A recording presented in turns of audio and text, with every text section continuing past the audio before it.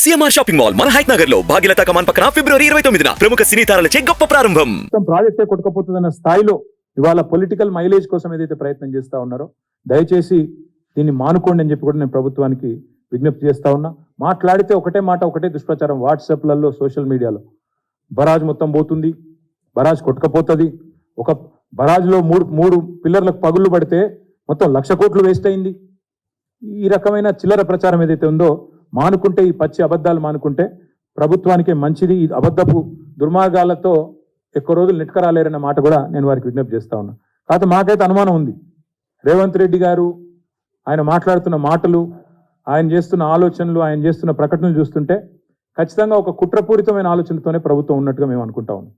Kaleshwaram project మొత్తం కొట్టుకపోవాలి అంటే 3 బరాజులు కొట్టుకపోవాలి అనే ఆలోచన, అనే దుర్బుద్ధి, ఒక కుట్ర ప్రభుత్వమే చేస్తున్నట్టుగా నేనైతే భావిస్తా ఉన్నాను. 3 బరాజులు కొట్టుకపోవాలి, ఈ లోపల అవసరమైతే ఇప్పుడు దాన్ని రిపేర్ చేయకుండా అట్లే వదిలేసి వర్షాకాలంలో వరద వస్తే 3 కొట్టుకపోయి చూసినావా కేసీఆర్ కట్టినాయన్ని కొట్టుకపోయినాయి అని చెప్పాలనే ఒక చిల్లర ఆలోచన కూడా కనబడతా ఉంది. ఎందుకంటే వాళ్ళే చెప్తున్నారు మరమ్మతులు చేయం, నీళ్లు నింపం అని చెప్పడం వెనుక కుట్ర కాకపోతే మరేందో తెలంగాణ రైతులు కూడా ఆలోచించాలి.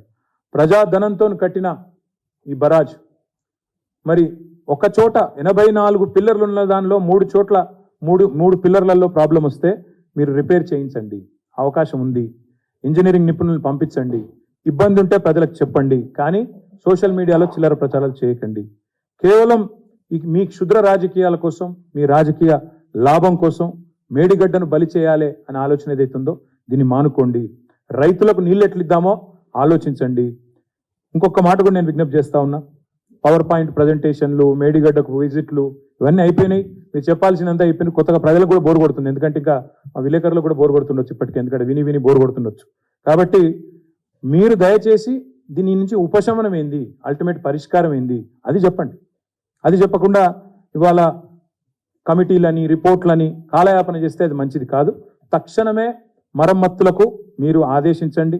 మీరు తప్పకుండా వానాకాలం రాకముందే, మేడిగడ్డ నీళ్లపాలు కాకముందే మేల్కోండి.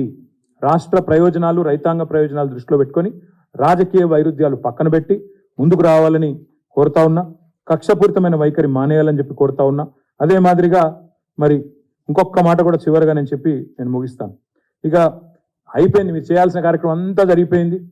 కాగ్ రిపోర్ట్ అన్నారు, వయబిలిటీ అన్నారు, కాస్ట్ అన్నారు, బెనిఫిట్ అన్నారు, మొత్తం ప్రాజెక్ట్ కొట్టుకపోతుందనే దుష్ప్రచారం, మీకు అనుకూలంగా ఉండే పత్రికల్లో నానా వార్తలు ఇవన్నీ చేసినారు కదా చాలు.